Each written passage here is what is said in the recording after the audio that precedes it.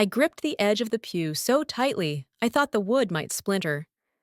The priest had barely finished the last words of the eulogy when she stood, hair perfectly curled, face painted with restrained sorrow. My sister, Lila. She wore navy blue, not black, and a necklace I'd never seen before. "I'm sorry," she said softly, her voice trembling just enough to feel rehearsed. "But I can't sit here and pretend anymore." Heads turned. I felt the air shift, a subtle tightening, as if the whole church was holding its breath. I didn't blink. "I loved him," she continued. "Truly, he was the love of my life, and I was his. Even if we never said it out loud, we knew." Someone gasped. Someone else stood to usher her down, but she stepped out of the aisle, defiant. "I don't want to take anything from her," she said, gesturing vaguely toward me. "I just needed the truth to be known. I couldn't let him be buried with a lie." I didn't move. Not a single tear fell. I didn't even glance at my mother, who was staring at me like I'd swallowed broken glass. Because in my purse, tucked beneath a pack of tissues I hadn't used, was an envelope, sealed in his handwriting. I had found it wedged inside his nightstand drawer the morning after he died. Addressed to me? I hadn't opened it yet, not out of fear, out of some instinct I couldn't name, like waiting until the moment came when I would need to. And now, as I sat beneath the glare of pitying eyes and felt my sister's betrayal pulse through the church like a sickness, I realized the moment had come. But I didn't stand. I didn't scream or cry. I simply reached into my bag and touched the envelope with trembling fingers. Let her speak. Let them believe her, for now. After the funeral, people approached me with soft eyes and hesitant hugs, but none of them said what they were really thinking. I could feel their pity in the way they avoided Lila's gaze or looked between us like choosing sides. No one asked me how I was. Not really. They just wanted to escape the discomfort of it all. Lila was standing near the memorial photo, pretending to cry. I saw her dabbing her cheeks with a monogrammed handkerchief, like she was in a play, and I watched, too numb to feel rage, too tired to weep. When she finally came over, her voice was low and trembling. "I'm sorry you had to find out that way." I said nothing. Her hand brushed my arm. "He didn't mean to hurt you. We never planned to fall in love." There it was. A quiet, polished knife through the ribs. Still, I said nothing. I only looked at her. Long enough for her smile to falter and her grip to slip. I went home alone that night. Everyone else had scattered, too cowardly to offer real comfort or ask real questions. The silence of my house felt heavier than grief, like betrayal had taken physical form and crawled into the corners. I changed out of my black dress and sat on the edge of our bed. I stared at the drawer where I'd hidden the envelope. For a long time, I didn't move. I just listened to the walls breathe. Then I pulled it out. It was thick, not just paper, but something solid inside. My name was written in his sharp, confident scrawl. No date, no return address, just my name. I didn't open it right away. I sat with it in my lap, the weight of it pressing into my thighs like a hand. I thought about the last weeks before he died, the arguments we never had, the late nights he spent in his study, the way he looked at me sometimes, like he was about to say something important, and didn't. Had he been trying to tell me? I broke the seal with a shaking thumb. Inside was a letter, and a velvet ring box. The letter was short, handwritten, his handwriting, unmistakable. I read it once, then again. Then I opened the box, and for the first time since he died, I cried. The ring wasn't like the one on my finger. That one was modest, chosen with a 20-something's budget and the shaky excitement of a rushed engagement. But this was older, worn.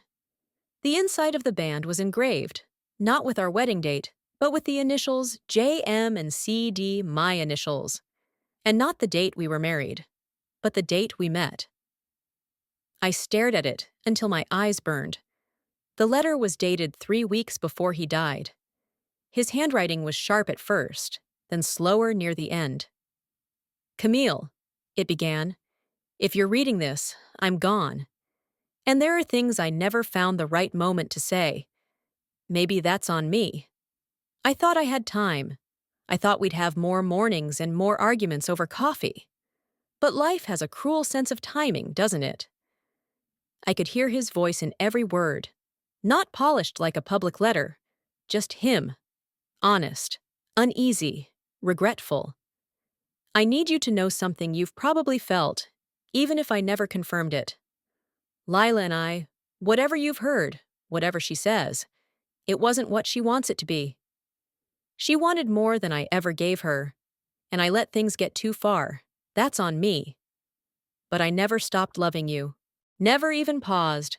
I made a mistake not shutting it down earlier. I was weak, and you deserved better." I read that part twice, then a third. "The ring in the box was meant as a renewal," he said. "A private one." He wanted to ask me, on our anniversary, if I would start over. Not with a big vow or some performative dinner, but quietly. With him. As we were now. "You're the only person who ever saw all of me," he wrote. "Even the parts I hated. And still, you stayed.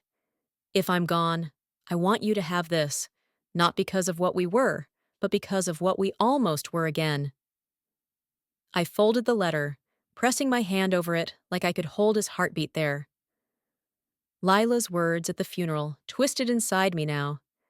She believed she'd won something, claimed a truth, but the real truth was sitting in my lap. Not perfect, not clean, but real. And now I had a choice. The next morning, I made coffee with muscle memory and a dull ache behind my eyes. I hadn't slept. I'd barely moved from the chair where I read the letter. The envelope and ring sat on the table in front of me, like courtroom evidence waiting to be presented. But to who? Lila had always known how to command a room. Even as kids, she could turn the tide of blame or attention with a single trembling lip or shift in tone. I was the quiet one, the steady one, the one who didn't flinch when she broke things and blamed me. And now, here I was again, with the truth in my hands and no idea how to use it. By noon, the phone started ringing. A few messages, a few vague condolences. One from our cousin Dana. "So sorry, Camille. That must have been hard to hear."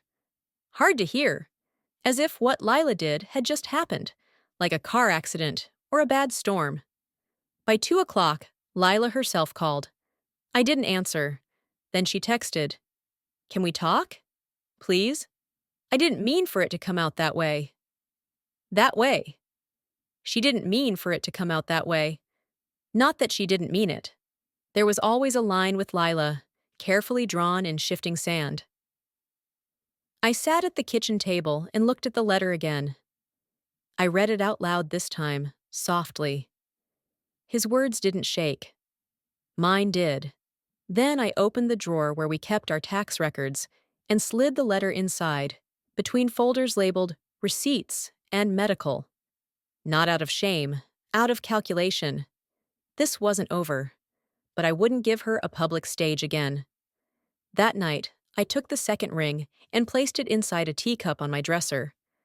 The one he always used to make me chamomile when I couldn't sleep. A private shrine.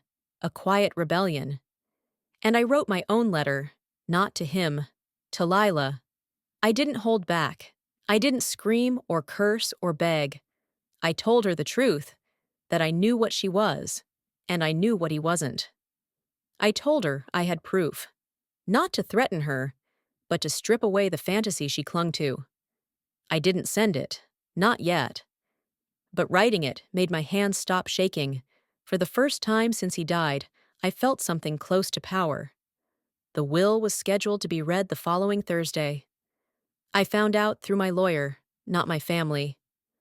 No one thought to call. The moment I stepped into the conference room, I saw her. Lila. Hair pulled back, flawless, sitting with her legs crossed like she was attending a brunch, not the legal aftermath of a death. She looked up and smiled at me, tight, performative. I didn't smile back. There were only a few of us. The lawyer, Mr. Harland, gray and stiff with paperwork in hand. Lila, myself, and, unexpectedly, Matthew, my husband's old business partner. His presence sent a ripple through the room. He hadn't been close to my husband in the last year.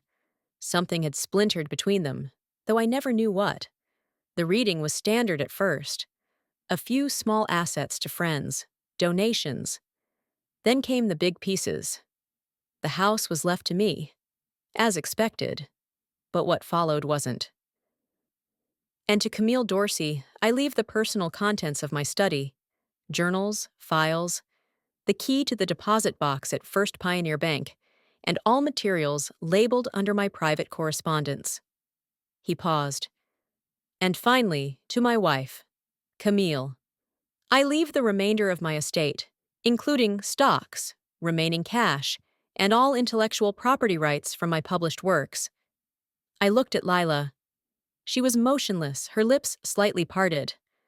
I knew she had expected something, a token, a phrase, a note, but her name was never mentioned. Not once. The silence stretched thick. After the reading, Matthew lingered behind.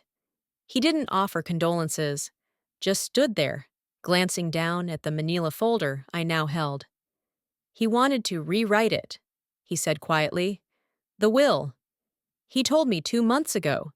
Said he needed to make sure there were no misunderstandings when he was gone. I looked at him. Why didn't he? He did, Matthew said. That's the version you just heard.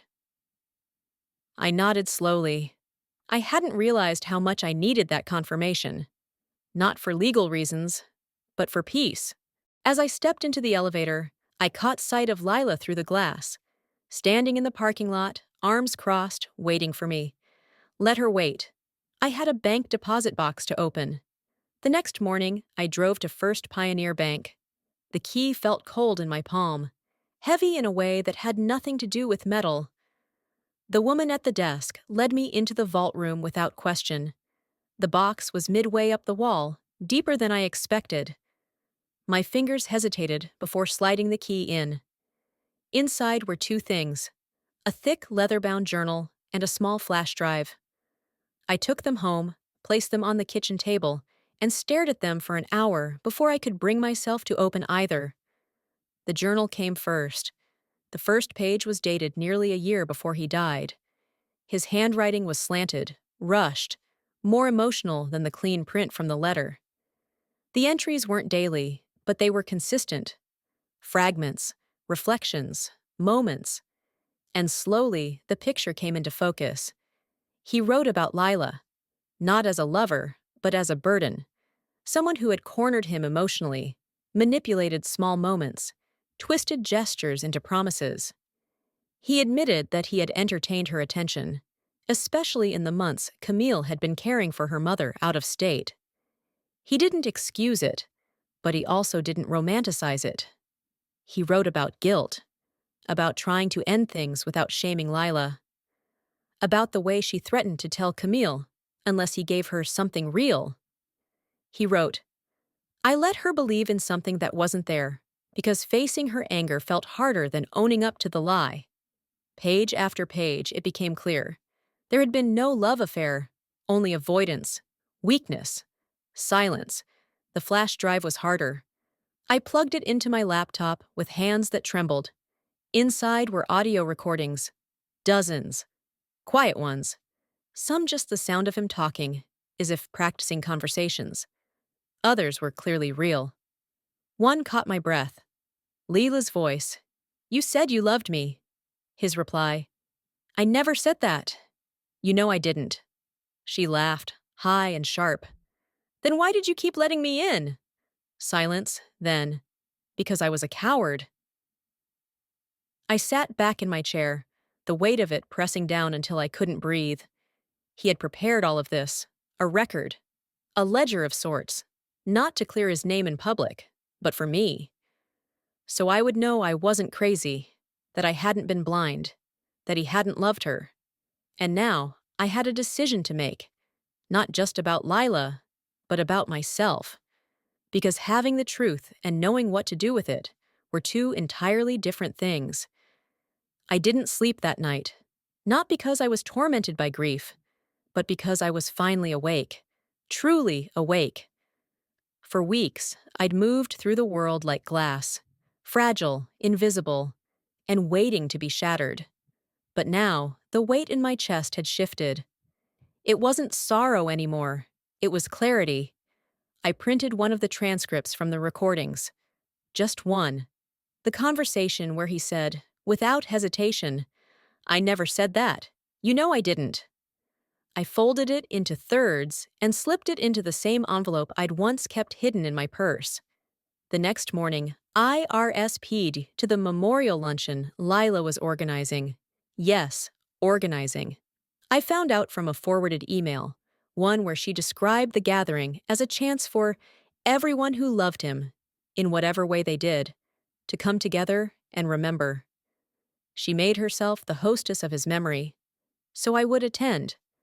The event was held at a country club just outside the city. Rented patio space, catered buffet, white umbrellas blooming over linen-draped tables. Lila wore ivory this time. Ivory. Not quite bridal, but close enough to signal center stage.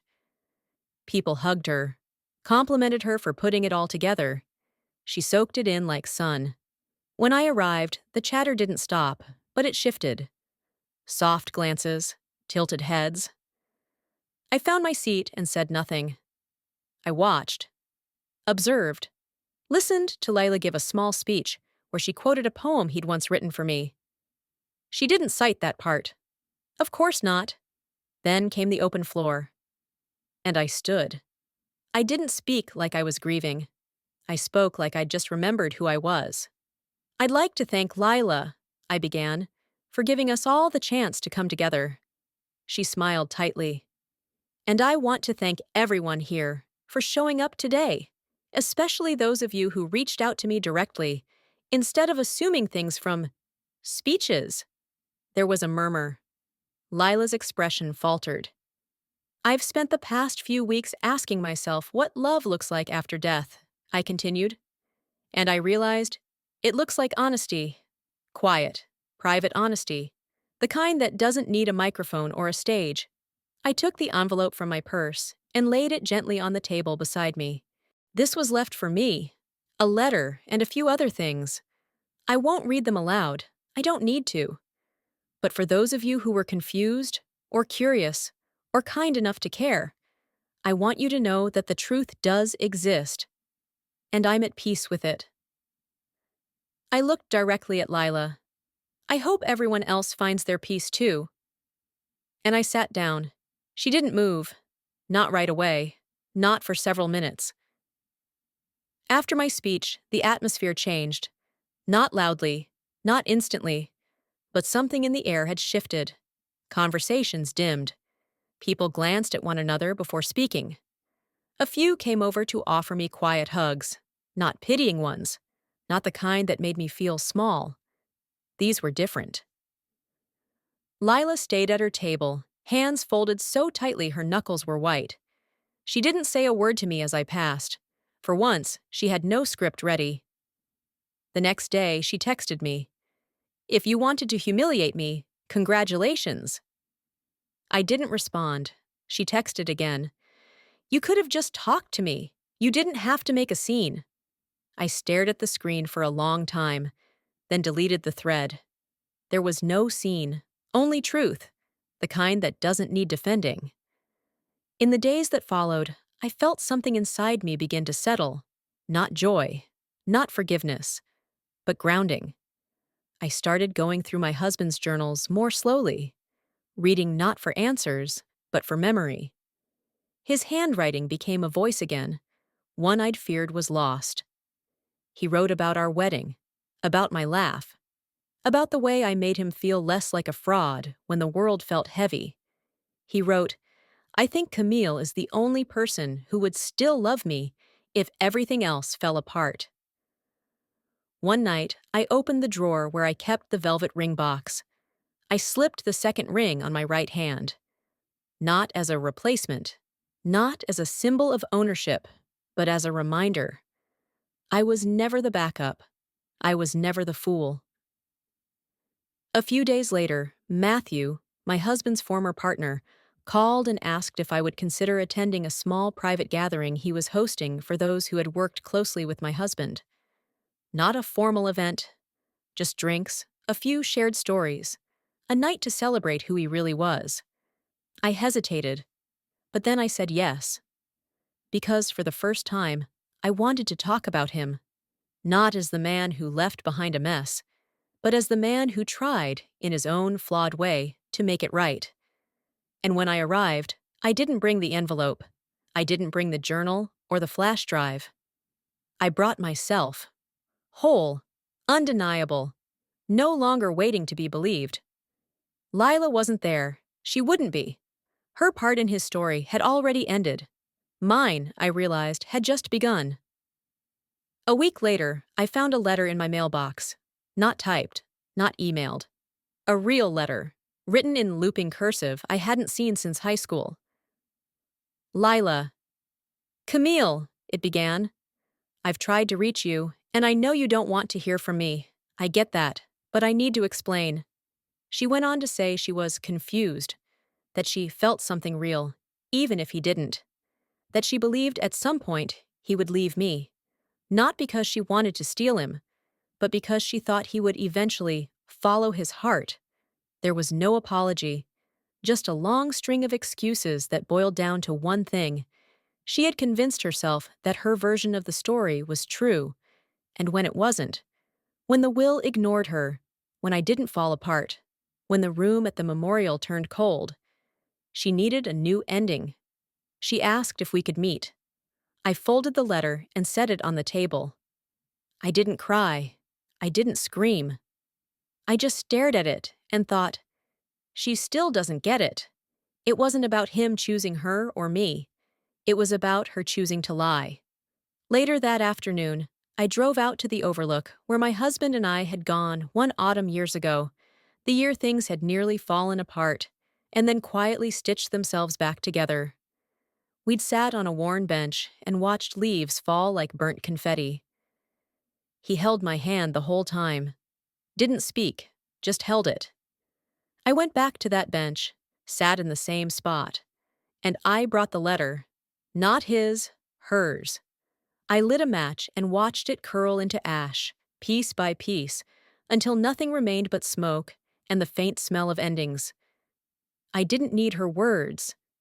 I didn't need her memory clawing at the edges of mine.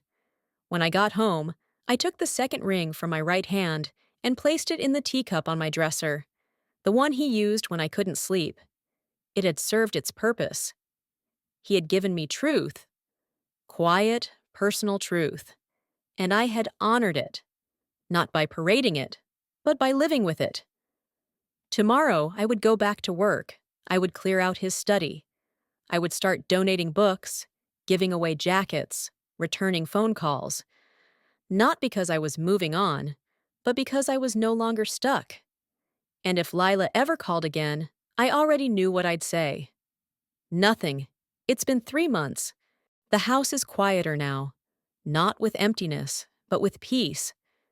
The kind that comes after something cracks open and the light finally gets in. I kept the letter. The real one. His. I framed it in a small shadow box and hung it behind the closet door. Not where anyone would see it, but where I could. Some mornings I still run my fingers over the glass, just to remember the weight of those words. The journals are in storage. The flash drive is locked away. Not because I'm hiding them, but because I don't need them daily anymore. They served their purpose. They reminded me of what was real, of who I was. Lila hasn't reached out again. I hear from mutual acquaintances that she's taking time off, spending time alone, figuring things out. I hope, one day, that means more than just hiding.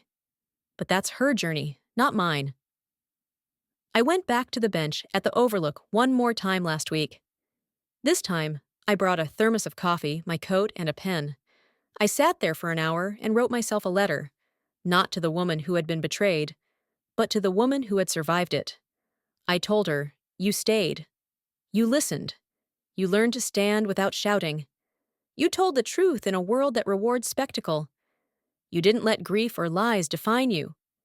Then I folded the letter, placed it inside the same velvet box where the ring used to be, and buried it beneath the soil near the bench, just deep enough to leave it behind. I didn't need to wear the ring anymore. I didn't need a symbol on my hand to know who I was. That evening, I poured myself a glass of wine. Not to mourn, but to mark the ending. I lit a single candle in the kitchen and cooked dinner for one with both music and laughter. And as I moved around the house, I no longer saw ghosts. I saw space. Space that was mine again. Not his. Not Lila's. Not the story others tried to pin to me. Mine. And for the first time in a long time, I felt it. Not just survival. Freedom.